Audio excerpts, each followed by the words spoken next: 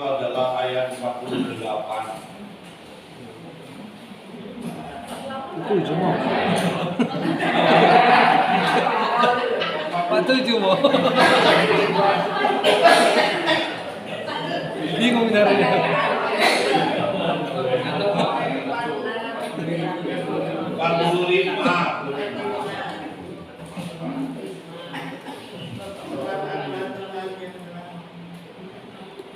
Sebab akulah Tuhan yang telah menuntun kamu keluar dari tanah Mesir, supaya menjadi Allahmu.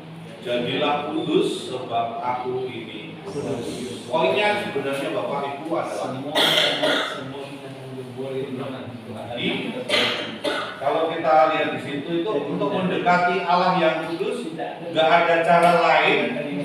Kita juga harus kudus seperti Allah. Poinnya tadi kita juga lihat misalnya alat-alat sampai dihancurkan. Kenapa itu? Supaya jangan kena najis. Tapi di atas tadi kan kita juga sudah tahu bahwa ketika kita berhadapan dengan yang kudus itu, sampai kainnya pun itu menjadi kudus. Gitu?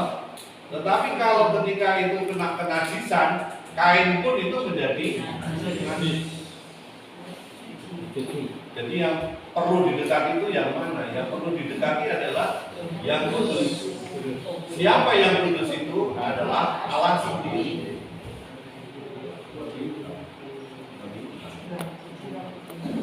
Poinnya di sini.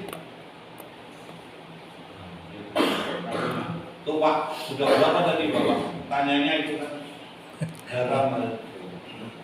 Jadi itu sebenarnya tadi dibedakan dengan beberapa hal, misalnya ayat 1 sampai ayat 8 itu binatang yang di darat, 9 sampai 12 binatang yang di laut, 13 sampai 19 binatang yang di udara, 20 sampai 23 binatang yang terdapat di ketiganya, di darat, laut, dan udara, mayat yang najis, 24 pakai itu kan.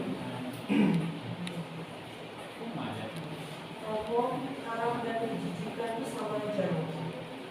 Gimana? Haram dengan kejijikan. Ya, kejijikan itu termasuk bagian dari itu. Nanti kalau kita lihat misalnya tergolong dimasukkan ke sana akhirnya. Misalnya nanti cacing itu kan menjijikan, terus kemudian apalagi kecoa.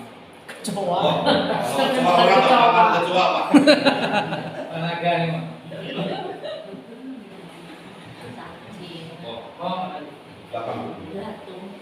Tapi ada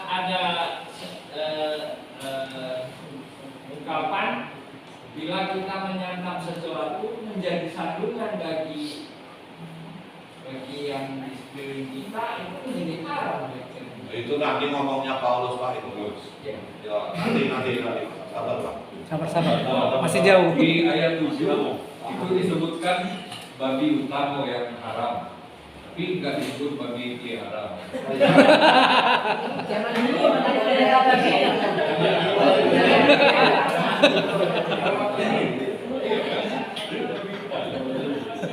Saya sebenarnya senang dengan kata-kata itu. Karena nanti di Makabe kita juga ketemu di situ. Disebutkan juga babi yang haram.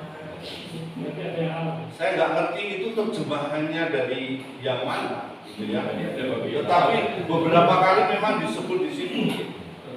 Hanya kita kan kadang-kadang nakalnya begini, kalau begitu ada babi yang tidak halal. Tapi jangan dikatakan bahwa dulu ada orang pelihara babi pada zaman itu, umat Israel pasti tidak ada. Yang ada pasti babi. Tapi kalau orang Chinese malah senang itu sanju. Ngomong-ngomong, Kalau babi hutan yang sudah dibawa ke rumah kan nggak jadi babi hutan lagi. Iya juga. Babi rumahan ya. Babi rumah. Bu Lomi, Ya. binatang yang menajiskan ini kan banyak ya. Ini dulu. Jadi kalau sekarang bagaimana kita mau? Sekarang Sekarang nggak najis.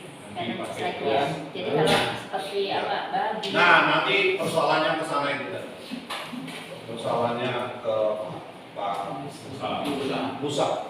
Jadi memang ada hal yang di kemudian hari memang kita juga harus memperhitungkan. Kalau menurut Paulus, ini kalau menurut Paulus itu meskipun itu boleh, tetapi kalau itu menjadi batu sandungan bagi temanmu yang baru beriman, kamu jangan makan di hadapannya. Itu Pak Musa, Paulus. Kalau itu menjadi batu sandungan, karena orang yang baru beriman, kan imannya belum kuat.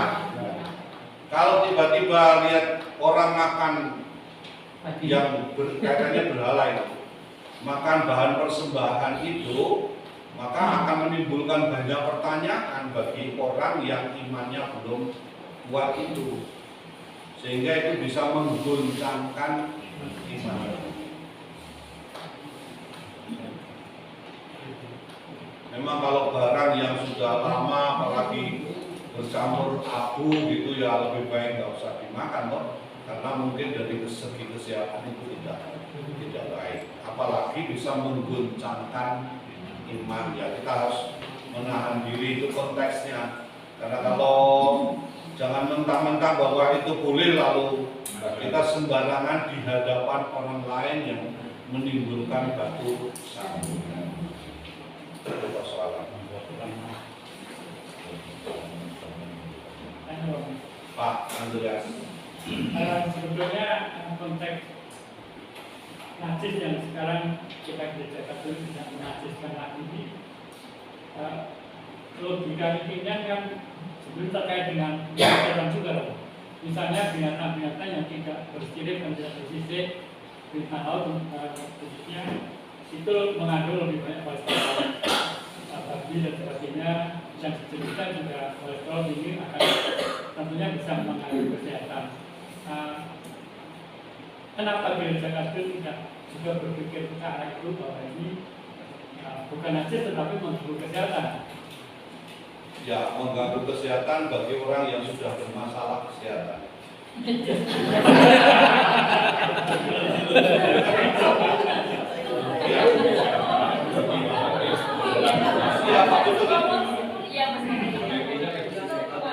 Saya ingat umat saya bidara Cina itu.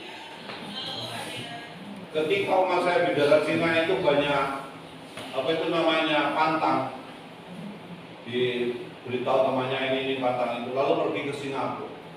Setelah sampai di Singapura, cek, dokternya mengatakan apa? Sekarang kamu keluar makan daging babi karena kamu kurang gizi. Sakitnya ternyata kurang gizi. Maka kesimpulannya daging babi banyak gizi. Tapi memang misalnya ya babi itu vaksin ya, mungkin vaksin yang untuk orang pergi haji itu kan belum bisa digantikan. Yang kalau enggak kena penyakit antara meningitis, itu kan belum ada ganti. Sehingga itu juga menjadi halal karena obat. Lalu kemudian sudah berapa pastor itu uskup Romo siapa itu dulu Vikjennya Jakarta, lalu kemudian uskup Bangka Belitung itu jantungnya itu diganti klep babi. Oh iya. Masuk dia. Iya, bahkan 8 tahun. Sunan Wijoyo, Romo Sunan Wijoyo. Lalu kemudian sekarang yang dikembangkan oleh Cina adalah kornea babi. Itu ganti kornea manusia. Oh dia mendekat ya? Ya itulah yang terjadi. Paling dekat ke situ nih. Iya. Jadi kalau kita ngomong, ya mungkin dari yang najis itu pun ternyata berguna. Itu obat ya, Mo? malah jadi seperti Obat, ini yang kenyataannya. organ. Orang kan bertanya kenapa kok tidak kerah? Karena kalau menurut dosen filsafat kerah itu sudah macet. Dia orang kan mengatakan kalau dari teori Charles Darwin. itu kan harusnya mungkin yang lebih dekat itu adalah Kerah. Tetapi kerah itu adalah jenis yang sudah macet dan tidak bakal menjadi manusia. Kerah.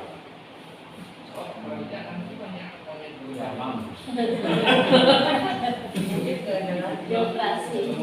Itu kenyataannya, maka bisa dipungkiri ya. Jadi ada unsur-unsur tertentu yang masih bisa. Cuman kalau kerah mendekati satu spesies kan. Kenapa?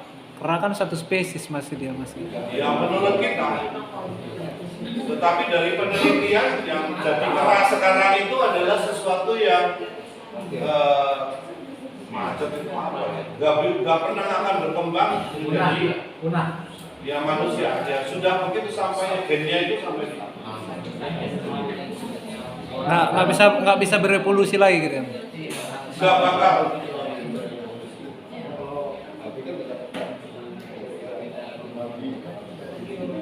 Oh, kalau jawab dengan ini perkembangan babi bermepet mau. Saya nggak mau bahas ini.